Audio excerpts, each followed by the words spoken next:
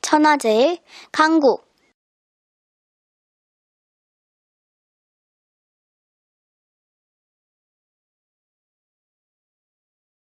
자, 그러면 이어서 트럼프의 미군 철수 전략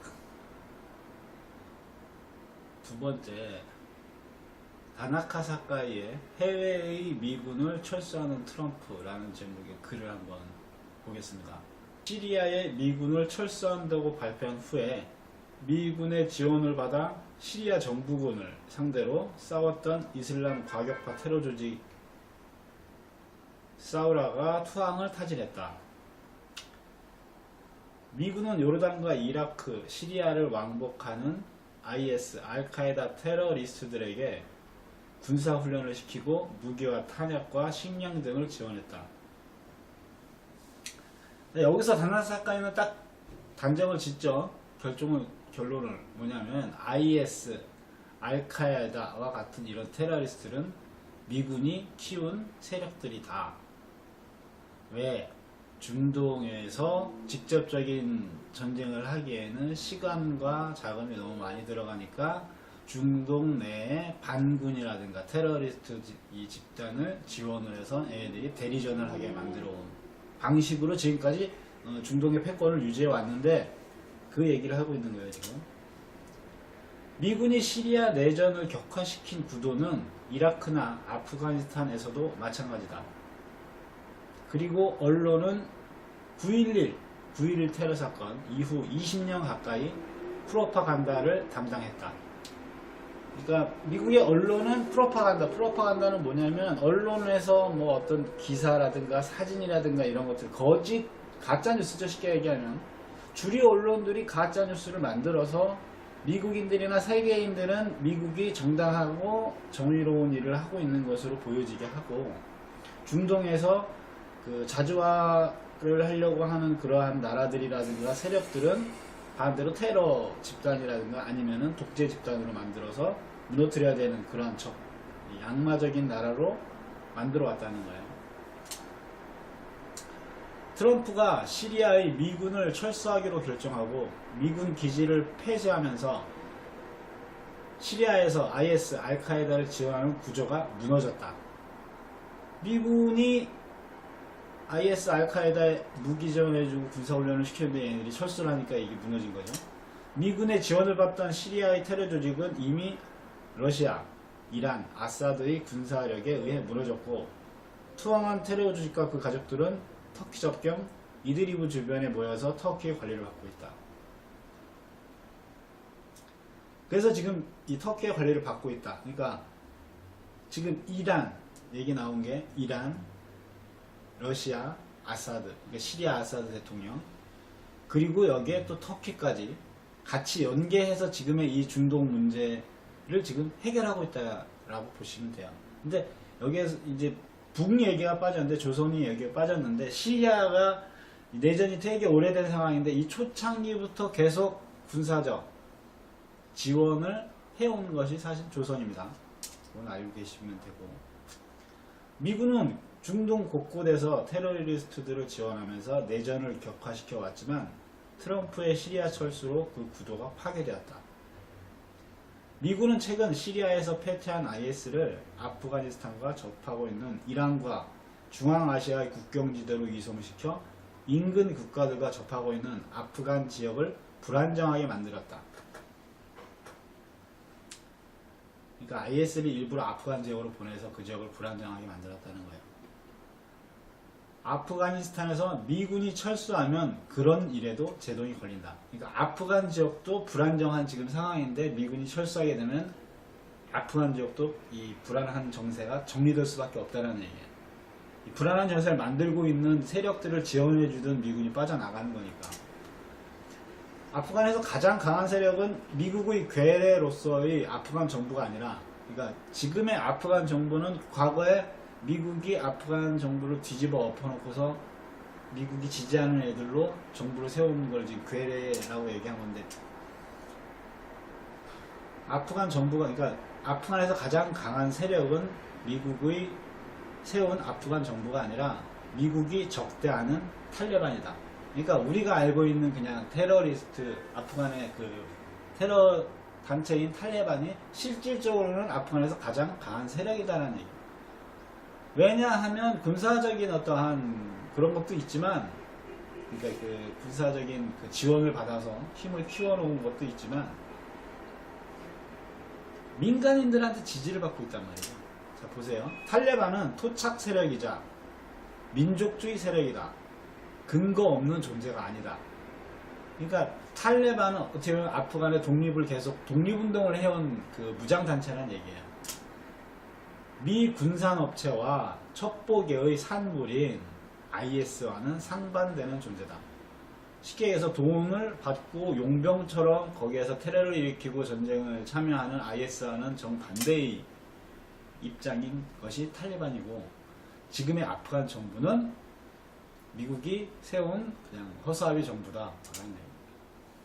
아프간에서 트럼프의 대리인 역할을 맡고 있는 카릴 루자드나 카르자이는 탈레반과 협상하면서 중국과 러시아의 아프간 재건을 공공연히 환영하고 있다. 그러니까 아프간에서 아프간 정부의 입장에서 이 탈레반과 협상하는 사람들이 중국, 러시아가 아프간 재건을 한다. 즉 미국이 빠져나가고 이제 러시아와 중국이 와서 이러한 정리를 해주겠다라고 하는 부분을 환영하고 있다는 얘기입니다. 미국은 표면상 이란을 적대하고 있지만 이란이 아프간의 안정에 협력하는 것은 조용히 환영하고 있다. 과거에 미국은 탈레반을 적대하면서 중국, 러시아, 이란이 아프간에 관여하는 것을 거부했고, 미군의 군사력에만 의존하는 단독 패권 방식으로 아프간을 평정하려다가 실패를 반복했다. 트럼프는 그와 정반대로 미군 철수와 다극화 방식으로 아프간을 안정시키려 하고 있다. 그러니까 트럼프하고 하고 동일시 보면 안 돼요. 지금 이 내용에서는 뭐냐면 미국이라는 기득권 세력들이 해오려고 한 방식이 있고 이걸 바꾸려고 하는 트럼프가 있다는 얘기죠. 그러니까 기득권 세력, 미국의 기존의 방식은 단독 패권 방식으로 각 나라들을 다 이렇게 자기들 마음대로 좌지우지하려고 했다면, 트럼프는 거기에 관여하지 않고 그 지역 내의 문제는 그 지역 내의 나라들끼리 서로 해결을 해서 안정을 찾게끔 빠져나가는데, 그것을 그냥 급작스럽게 빠져나가는 게 아니라 그 지역에 그 안정화를 시킬 수 있는, 관여할 수 있는 주변 국가들, 힘이 있는 나라들, 쉽게 해서 이란이라든가 중국, 러시아 관여할 수 있는 나라들하고 어느 정도의 이 커뮤니케이션, 소통을 하면서 지금 빠져나오는 계획을 지금 실행하고 있다는 얘기예요. 러시아는 지난달에 탈레반과 아프간 정부의 대표들을 모스크바에 불러 평화 협상을 시작했다. 아프간 정부하고 독립무장단체하고. 앞으로는 미국이 아니라 상하이 협력기구가 아프간 문제를 해결하게 될 텐데, 중국과 러시아가 주도하는 상하이 협력기구는 이 안에는 아프가니스탄이 옵저버로 참여하고 있다. 그러니까 이 상하이 협력기구라는 단체는 기존의 이 달러 패권에 대응하기 위해서 만들어진 어떤 경제적인 그 협력 단체라고 볼 수 있는데, 이게 중국, 러시아, 뭐 우리나라도 들어가 있고, 그다음에 뭐 브라질, 뭐 여러 인도, 뭐 여러 나라들이 들어가 있는데, 거기에 아프가니스탄도 옵저버 되려고 들어가 있다는 얘기예요. 여기에는 인도, 파키스탄, 이란이 가입하고 있다. 인도, 파키스탄 서로 계속 싸워온 관계. 근데 이제는 미국이 빠져나가면서 인도와 파키스탄도 다시 이제 화해를 한다는 얘기죠. 그러니까 그동안 미국이라는 나라가 경찰 역할을 하려면 분쟁이 있어야 될 거 아니에요. 그러니까 분쟁을 일으키는 거죠. 분쟁을 일으키고 자기들이 그걸 해결한다는 방식으로, 해결한다는 표현을 하면서 들어가고서 이제 자기들 이익에 맞게 이제 이 상황을 다 바꾸는 건데, 그 뿌리는, 이 각 나라들의 이 분쟁의 뿌리는 누가 만들었냐면 영국, 프랑스, 스페인, 얘네들이 이 식민지로 거느리고 있을 때 자신들이 빠져나갈 때, 독립을 시킬 때 자기들 말을 잘 듣는 애들로 정권을 일단 세워놓고, 그리고 국경 문제든 아니면 종교 분쟁이 일어날 수 있는 이런 부분들을 다 이렇게 쪼개놔요. 우리를 분단을 시켜놔서 서로 이 적대 관계로 계속 싸울 수밖에 없게 만들어 놓듯이 그런 식으로 다 쪼개놨다고요. 기존에 있는 영토가 있는데 이거를 좀 쪼개서 서로 그 부분 갖고서 싸우게. 그렇게 해놓고 얘네들은 그 제국지, 우리 이제 제국지 안에 하면서 얘 독립시켜준 거야 하고서 빠져나오고, 그것 때문에 일어나는 그 분쟁들을 해결한다고 미국이 들어가고서 군대를 배치하고 거기에서 힘을 발휘하면서 그 나라의 영향력을 발휘해서 경제적인 이득을 취하고 그 이득을 유럽 애들하고 나눠먹고 지금까지 해온 게 그거예요.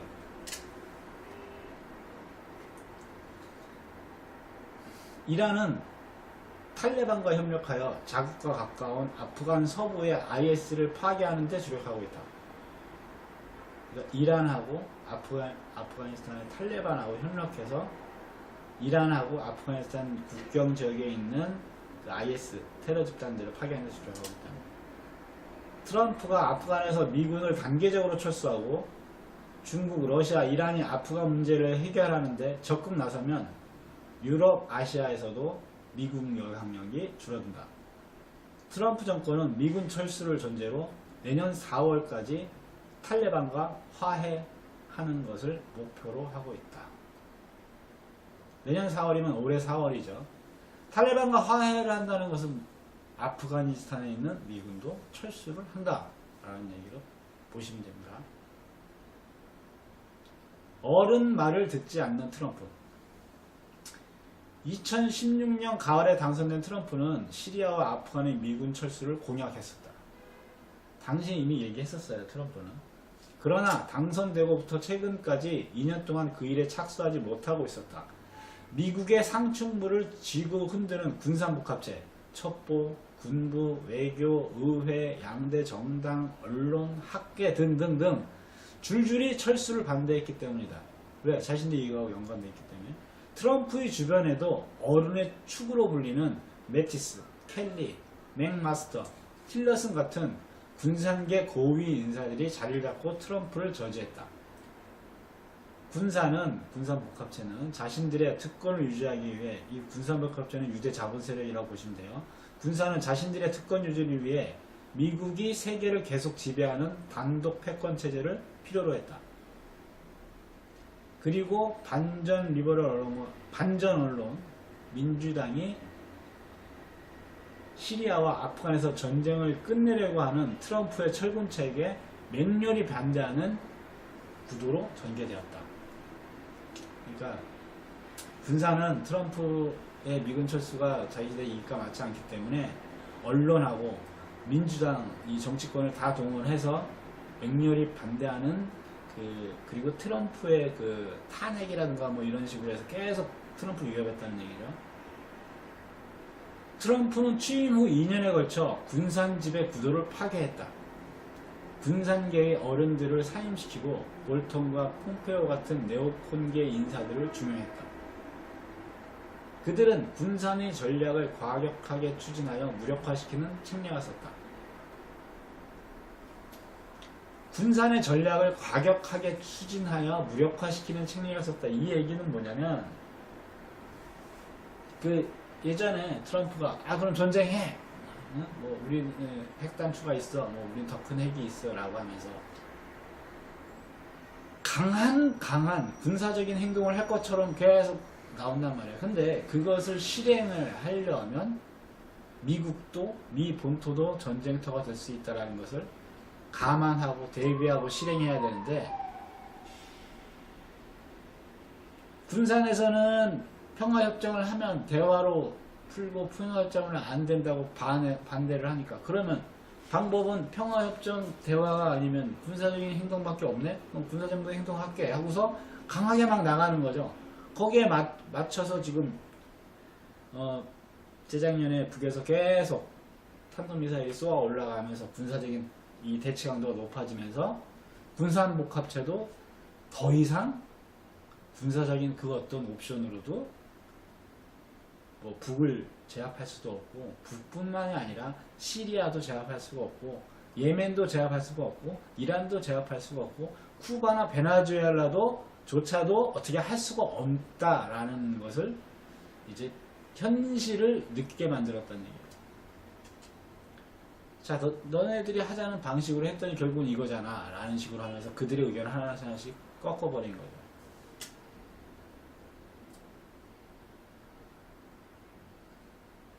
볼턴은 지난 9월 IS 퇴치를 표면적인 명분으로 삼은 미군의 시리아 주둔에 시리아에서 이란을 쫓아내는 추가 목표를 주문했다.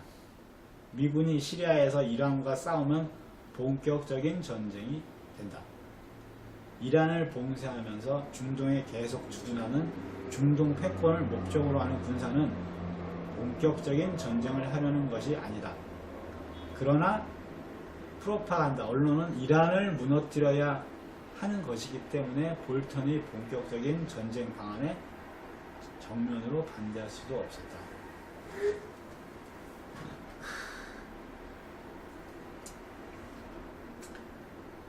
이란을 무너뜨려야 한다라는 것은 군산복합체의 목표인데,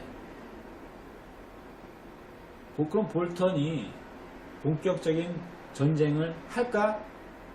라고 했을 때에는 얘네들도 그것은 또 못하는 그런 현실이 됐다는 얘기죠. 트럼프와 볼턴은 시리아에서 이란 상대의 전쟁론을 펼치면서 군산을 약화시키고 11월 중간선거에서 공화당을 장악하여 정치력을 강화한 후에 시리아와 아프간의 미군 철수와 메티스 교체를 전격 추진하여 군산의 전략을 단숨에 무너뜨렸다. 과격한 호전책으로 군산을 휘저어놓고 단숨에 반전시킨 것은 북한 문제에서 썼던 방식과 같다.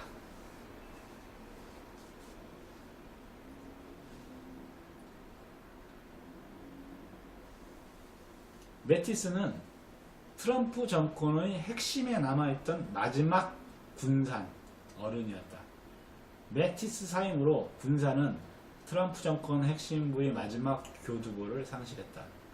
지속적인 분쟁을 획책하는 군산 세력은 트럼프 정권에서 일소되었다. 군산을 무력화시킨 트럼프는 내년부터 반군산적이고 독자적인 군사 외교 전략을 더욱 강화시킬 것으로 예상된다. 이 다나카 사카의 글은 보면 이 내용을 많이 아는 사람이 보면 금방 이해할 수 있는데 되게 어렵게 글을 써놔요. 물론 이걸 번역을 해서 일본어로 쓴 거를 한국말로 번역을 하다 보니까 그 의미 전달이 좀 어려운 것도 있는데, 그리고 또 아직 이 다나카 사카이도 일본의 정치권 주류 언론들의 그 시선이라든가 그들의 그 어떤 비판적인 어떤 것들에 대한 거에서 자유롭지 못한, 그래서 자신의 발언들에 대한 자기 검열을 하면서 글을 쓰다 보니까 글이 어려운 거예요. 결론은 트럼프가 이 군산 복합체 애들이 말하는 그 적당한 어떠한 이 분쟁 속에서 이 현 상황을 유지해 나가는 식의 그걸 얘기를 하면 적당한 게 아니라 오버해서 이 군사적인 것으로 할 것처럼 막 해서 결론을 군사적인 건 안 된다라는 것을 내면서 그들의 그 의견을 끊어버려가지고 이 지금 군산 복합체가 그동안 목소리 크게 내던 부분들을 지금 꺾어버리고 그 대변인 역할을 해온 주변에 있는 군산 복합체 그 멤버들을 다 지금 제거했다라고 보시면 됩니다.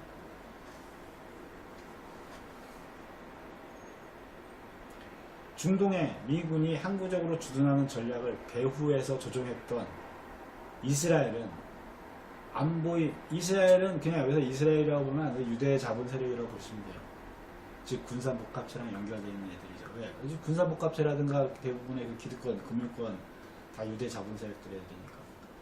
이스라엘은 안보의 방패를 상실했다.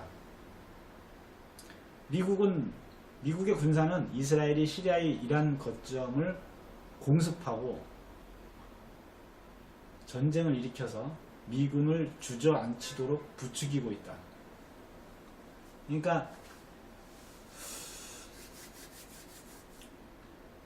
유대 자본 세력 중에 정말 저 위에 있는 세력들은 이스라엘 또 하나의 수단으로 보는 거죠. 자기들이 살아남기 위한. 이스라엘이 시리아에 있는 이란의 거점을 계속 공습해서 이란하고 이스라엘하고 전쟁이 나게. 그러면 미국이 이스라엘과 이란이 중동에서 본격적인 전쟁을 했을 때 미국이 그냥 가만히 빠져 있을 수가 없잖아요. 그래서 자연스럽게 이 전쟁이 어떤 식으로든 참여하든 관여를 하든 뭐 해서 이게 유지가 되게 하려고 했는데, 그래서 이 이란 거점을 공습하고 전쟁을 일으켜서 미군을 주저앉히도록 부추기고 있다. 그런 흐름에서 미국은 첨단 전투기 F-35를 이스라엘에 팔았고 12월 25일 이스라엘이 F-35로 시리아의 군사 거점을 공습했지만 결과는 완전히 반대로 나타났다. 시리아의 군사적 후원자가 된 러시아는 이스라엘의 불법 행위에 격노했고 이스라엘과 인접한 시리아와 레바논의 반공 체제를 대폭 강화하겠다고 선언했다. 시리아군은 12월 25일 이스라엘군의 공습을 받자 이스라엘 본토에 미사일을 발사했다.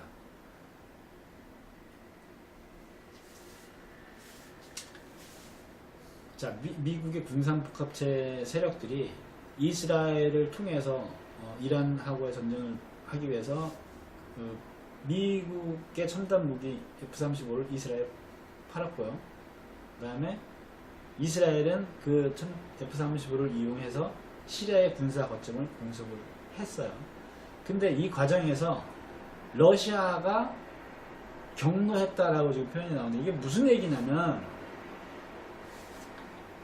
자, 이스라엘도 러시아는 눈치를 본단 말이에요. 그래서 서로 합의한 게 만약에 지금 이스라엘이 시리아에 들어갈 때 명분은 뭐예요? 명분은 IS 격퇴잖아요. IS.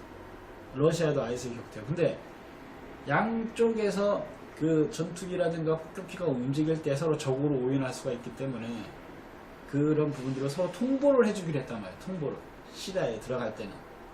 근데 이스라엘이 무슨 짓을 했냐면, 이스라엘이 그 IS가 아닌 시리아를 공격을 하려고 들어가는데 통보를 할 수가 없으니까 러시아의 전투기가 임무를 마치고 시리아로 돌아갈 때, 시리아 공군 기지로 돌아 들어갈 때 그 뒤로 이스라엘의 이 전투기가 따라 들어갔어요. 따라 들어가서 폭격을 한 거예요. 근데 방공 시스템이 작동이 된 거야. 이 방공 시스템이 작동이 됐는데 이 목표물을 이 러시아 전투기로 이 방공 그 체계는 잡아가지고 러시아 전투기가 이 방공 체계에 맞아서 추락하는 사고가 났죠. 그러니까 이스라엘은 러시아 전투기를 숨어서, 그러니까 그것을 희생양 삼아서 자기들이 들어가서 이제 피해서 간 건데, 방공망은 잡은 거죠. 방공망은 잡았는데 다만 목표가 이스라엘 전투기가 아니라 러시아 전투기가 격추되는 결과가 나온 거예요. 그래서 이제 푸틴이 엄청나게 이제 이 문제에 대해서 심각하게 발언을 하면서, 일단 이스라엘 총리 네타냐후가 러시아로 기어들어갔고요. 그리고 러시아에서는 그 다음 날인가 그 다다음 날부터 해서 방공체계 최신 S300, S400을 바로 군함에 실어서 출발을 시켜서 시리아에 배치를 했어요. 그러므로 인해서 이제 이스라엘의 전투기가 시리아로 들어갈 수가 없는 상황이 된 거죠.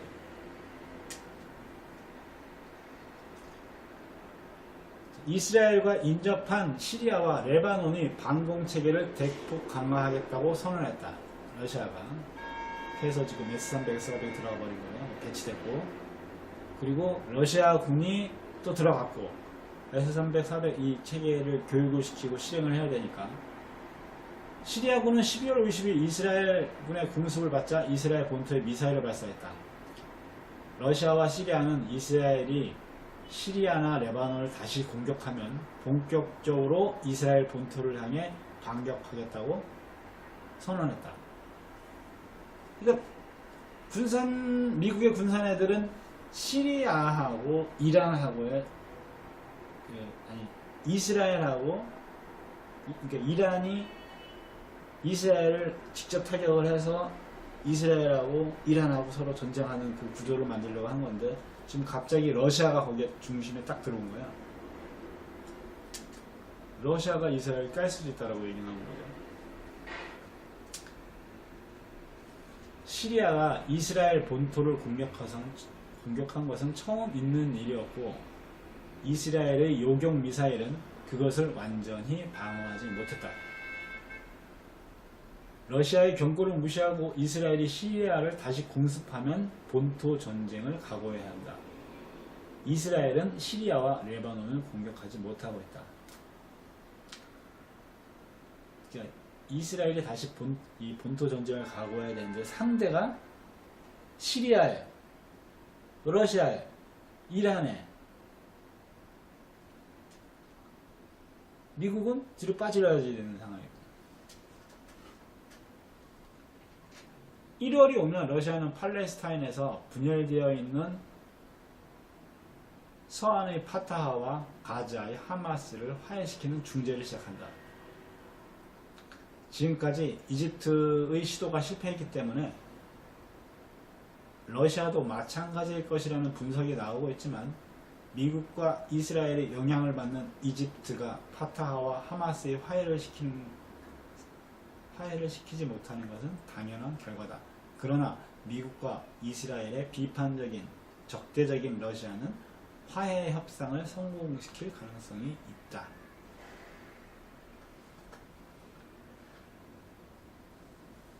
자, 팔레스타인 내에서도 이제 이 갈라지는 게 뭐냐면, 팔레스타인 내에도 그 미국 서방 세력들이 지지해주는 정부 같은 그런 단체가 있고, 그것을 그러니까 민족 세력, 독립 세력이라고 할 수 있는, 독립 무장 세력이라고 할 수 있는 단체가 있는데, 이 둘이 갈등을 계속 빚어왔는데, 이 부분에 대해서 화해를 시키려고 이집트가 시도를 했는데 실패를 했다. 근데 이집트가 화해를 시키려고 했을 때 실패할 수밖에 없는 게, 이집트는 미국이 세운 괴뢰들이기 때문에, 이집트가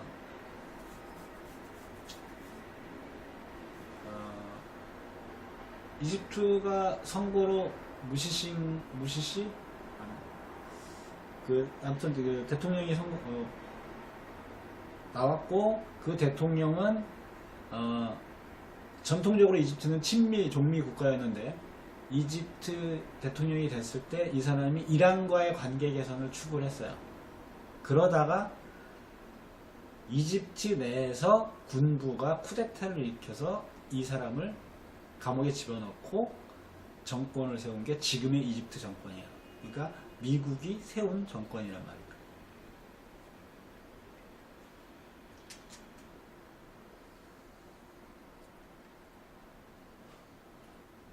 이제 러시아가 팔레스타인 내 그 내부적인 갈등을 화해를 시킬 것이다. 1월이 오면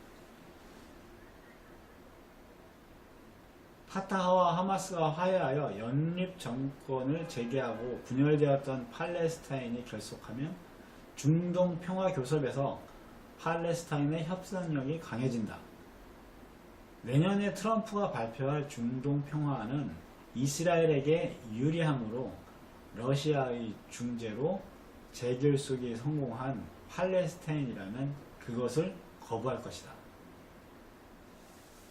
미국의 패권이 물러나고 있는 중동에서 이스라엘의 우위가 흔들리고 있다. 그러니까 미국에서도 중동 평화안에 대한 어떤 것을 이제 제시를 하겠지만, 팔레스타인이 그것을 그대로 받아들이진 않을 것이고, 미국이 제안을 받아들이지 않은 상태에서 그럼 이스라엘은 팔레스타인하고 또 그 외 그 주변 국가들하고 계속 이 대립 관계를 유지할 수가 없기 때문에 미국이 중재안에 실패하면 그러면 이스라엘은 누구한테 그 중재안을 러시아한테 갈 거다라는 얘기를 지금 이딴 식으로 하는 거예요. 이스라엘은 오는 4월에 총선을 치러 우파 연립 정권을 재편성할 예정으로 있지만 그때까지 팔레스타인이 재결속하고 트럼프의 패권 포기가 더욱 진전될 것이다. 이스라엘 보이콧이 세계적으로 확산되고 있으므로 시간이 없다. 현실적인 러시아는 이스라엘이 자멸 전쟁으로 나가는 것을 막고 있지만 우파가 지배하는 이스라엘이 최종적으로 어떻게 할지는 모른다. 중동 평화가 내년에 고비를 맞는다. 그러니까 올해죠, 올해. 이 얘기를 풀어보면 이스라엘이 원래 총선이 지금 총리가 이제 대통령 같은 역할을 하고 있는데 네타냐후 극우주의자죠. 계속 그 강경적인 전쟁 뭐 이렇다는 얘기만 하고 팔레스타인을 계속 군사적으로 압박하고 있고 원래 9월에 총선인데 올해 9월인데 의회를 해산하고 지금 4월로 앞당겼어요. 이것은 제가 봤을 때는 이스라엘 내에서도 지금 현 상황처럼 계속 아랍권하고 대립을 하다가는 미국이 빠져나간 뒤에 혼자서 작살나기 때문에 이스라엘의 태도를 바꿔서 아랍 국가들하고 이 협상을 하고 관계 개선을 해야 되는데 그러자면 네타냐후 얘 갖고는 할 수가 없기 때문에 조기에 총선을 하자라는 그 그림을 지금 그리고 있다라고 봐요. 그래서 미국이 북과 대화를 해야 되겠는데 지금의 저 박근혜 정권 갖고는 할 수가 없으니까 탄핵을 통해서 정권을 일단 바꿔놓고 대화를 하듯이 똑같은 방식입니다. 자, 트럼프 패권 포기는 빨라지고 이스라엘은 이제 홀로 남게 되는 상황이 되는 건데 여기에 이스라엘 중동에서만 지금 외롭게 홀로 남게 되는 상황이 되는 게 아니죠. 이스라엘 보이콧이 세계적으로 확산되고 있으므로 라는 글이 있는데 이게 무슨 말이냐면 이스라엘 보이콧 그러니까 유대 반유대 정서가 지금 높아지고 있다는 얘기죠. 유럽 내에서도 반유대 정서가 지금 과거에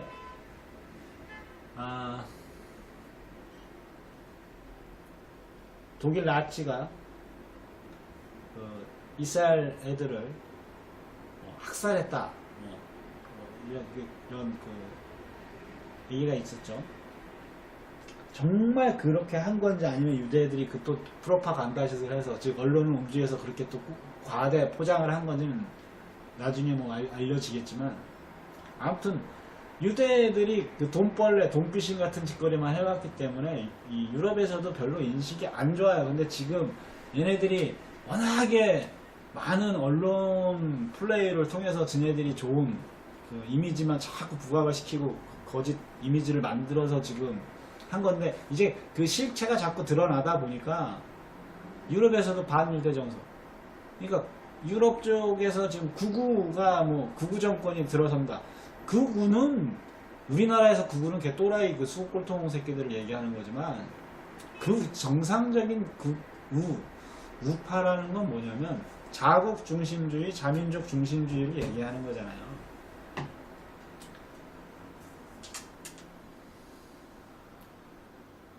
근데 유대애들은 뭐야? 우리는 선택받은 민족이에요.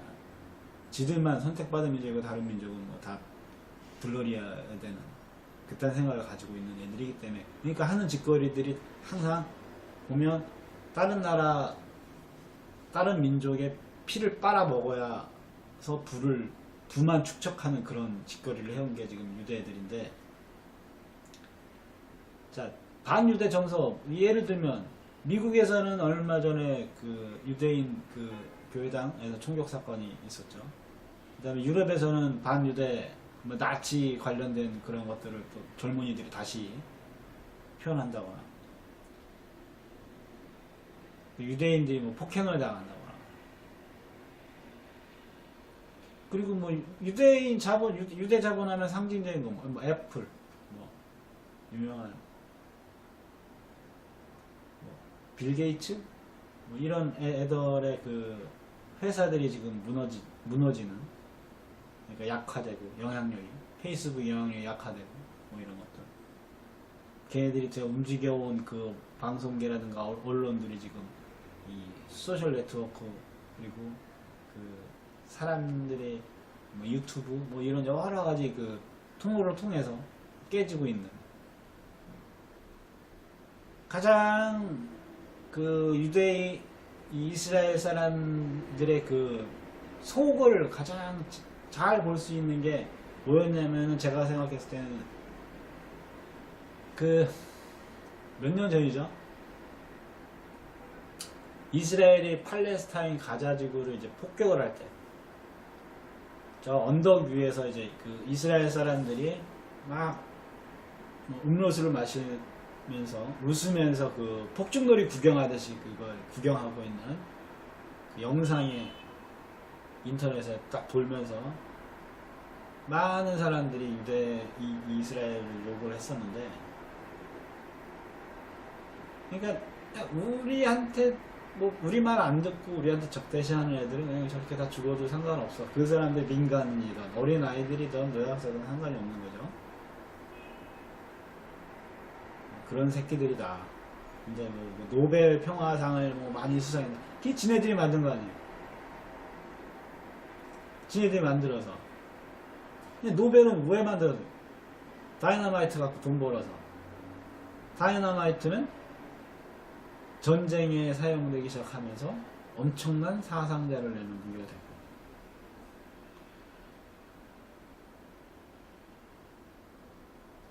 1차 세계대전에서 가장 많은 그 살상을 일으킨 게 기관총이었는데, 기관총도 미국의 유대인이 만들어갖고 팔아먹었죠. 양쪽으로 다.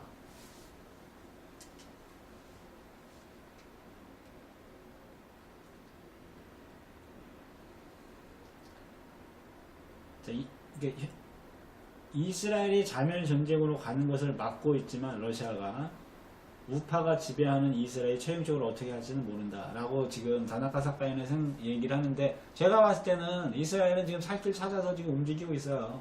얘네들도 바보는 아니기 때문에 총선을 앞당긴 것도 그렇고, 그래서 네타냐후가 뭐 어차피 걔가 그 불법적 부정부패 해온 짓거리들이 많기 때문에 걔는 안 될 것이고, 새로운 총리가 나와서 걔가 다시 이 아랍 쪽 국가들하고 평화적으로 대화를, 협상을 유지하는 그런 형식으로 가면서 이스라엘도 제도도 살 길을 찾겠죠.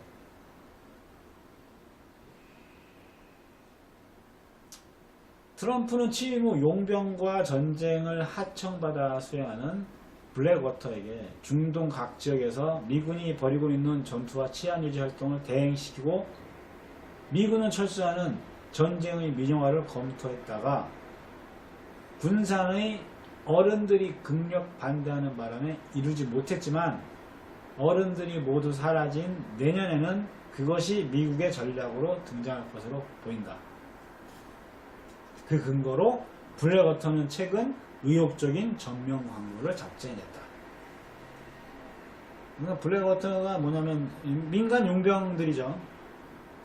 회사를 세우고 거기에 그 전직 군인들을 뽑아서 직원으로 두고, 이 회사는 요청하는 나라의 돈을 받고 직원들한테 월급을 주고, 이 사람들은 전쟁을 수행하는 민간 군인들이 민간 용역 업체죠. 전쟁을 대신 수행하는. 근데 이것을 트럼프가 활성화시키려고 했다는 얘기예요. 미군들이 직접 하지 않고.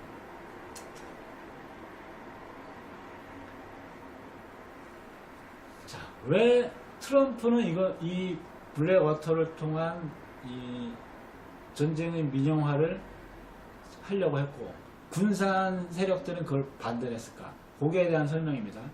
전쟁의 민영화는 군산이 선호하는 궁극적인 형태라고 생각하는 사람이 많을지 모르지만, 그러니까 민영화 시키면 군산 갑자기 애들이 지네들이 무기도 팔고 자기들이 사람들 뽑아가지고서 대신 전쟁하면서 또 그 돈 받고 하면 더 돈을 많이 벌 수 있지 않아? 라고 생각할 수 있지만, 군산은 거액의 방위비를 확보하여 테러 지원 자금, IS, 알카에다, 양육비, 우크라이나와 그루지아에서 사용하는 공작 자금, 언론과 인터넷을 통한 프로파간다 비용 등을 쓰면서 세계를 지배해왔다. 즉, 군산은, 기존의 군산 이 세력들은 각 테러 그 방위비, 나라의 돈 방위비를 확보해서 테러 지원 자금, 뭐 공작 자금, 프로파간다, 인터넷 언론 이용한 그 프로파간다 비용 등을 하면서 이 세계를 지배해 왔는데, 국방부는 회계 감사가 불가능한 영역이다. 즉, 이건 보안이다라고 해서 못 건드리는 부위이기 때문에 첩보 활동은 비자금으로 하지 않으면 정체가 드러난다. 전쟁은 본질적으로 용도가 불분명하다. 패권 운영도 초국가적, 초법적으로 이루어지고 전쟁과 마찬가지로 비자금을 많이 쓴다.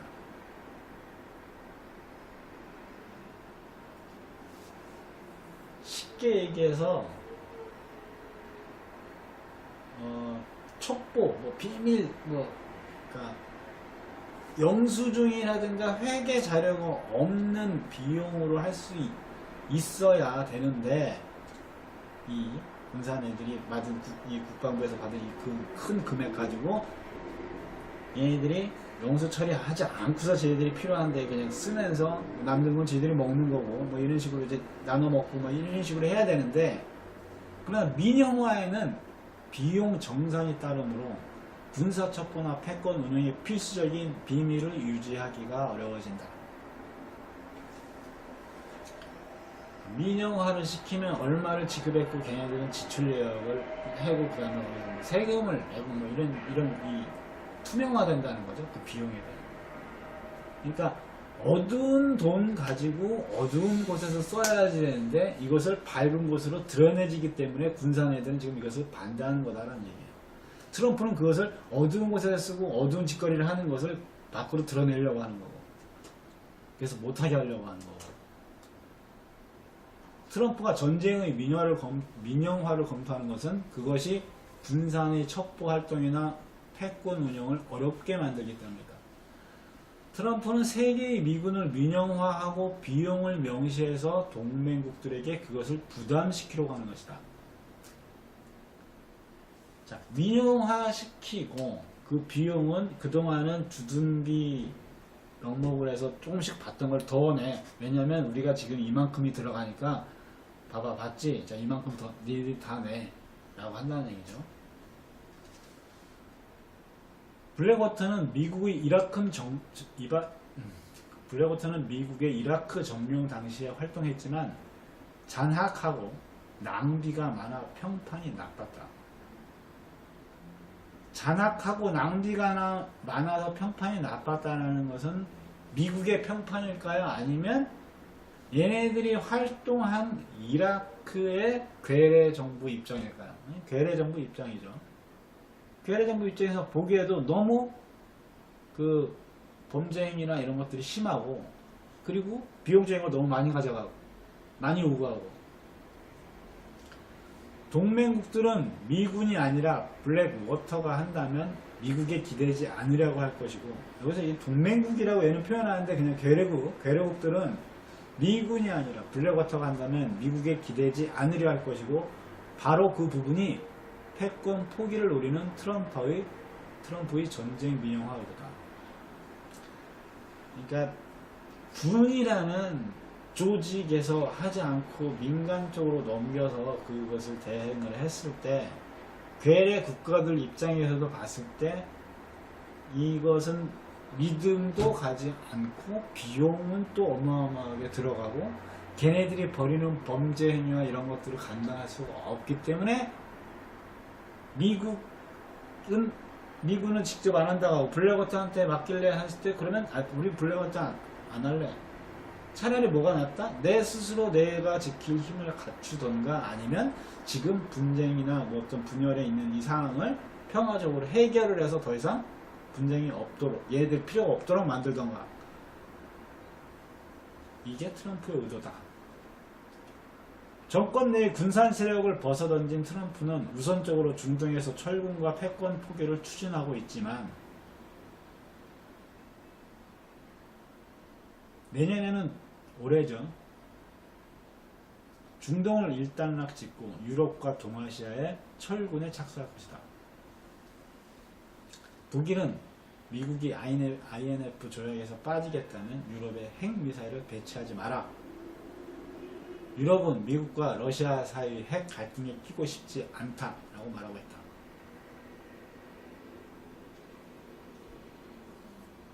쉽게 얘기해서 유럽을 대표하는 게 지금 현재 거의 독일인데 왜 가장 큰 EU에서 경제적으로 가장 큰 비중을 차지하고 있기 때문에 미국이 러시아하고 맺은 INF 조약 중단거리 그 핵미사일 조약에서 빠지겠다면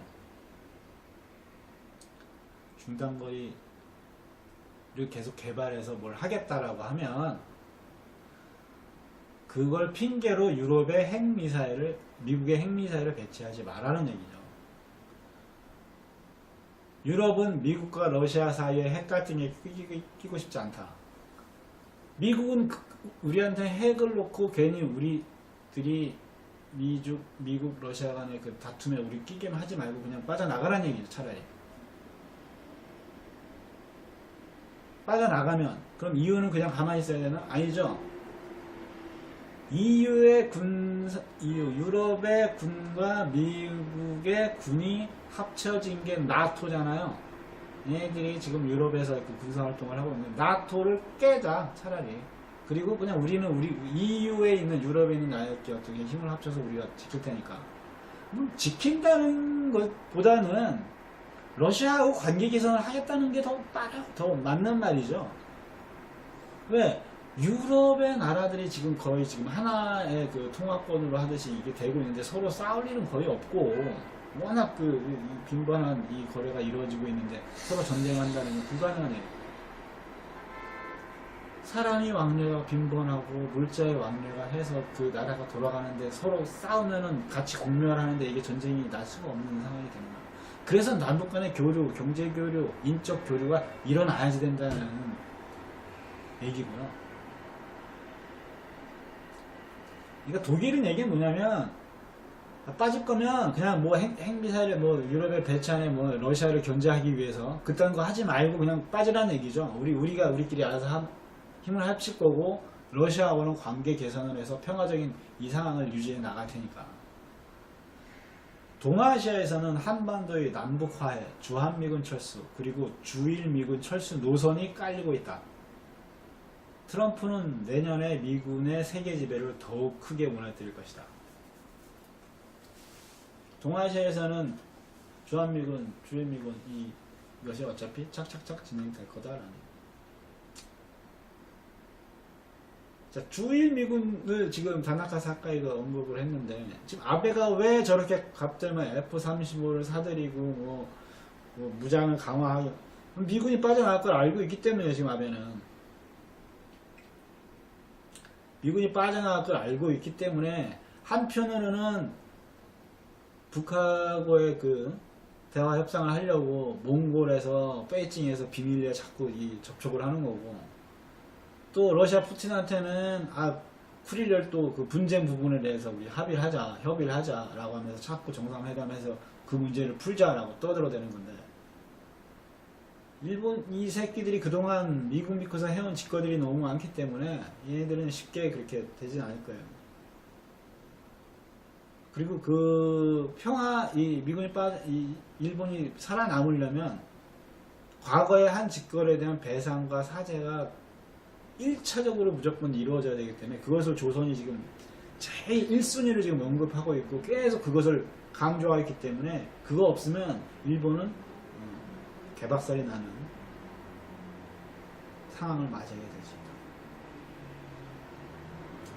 자, 여기까지가 지금 다나카 사카이가 미국이 패권을 버리고 미군 전 세계 미군들이 이제 철수하는 것에 대해서 자기 생각을 밝힌 글입니다.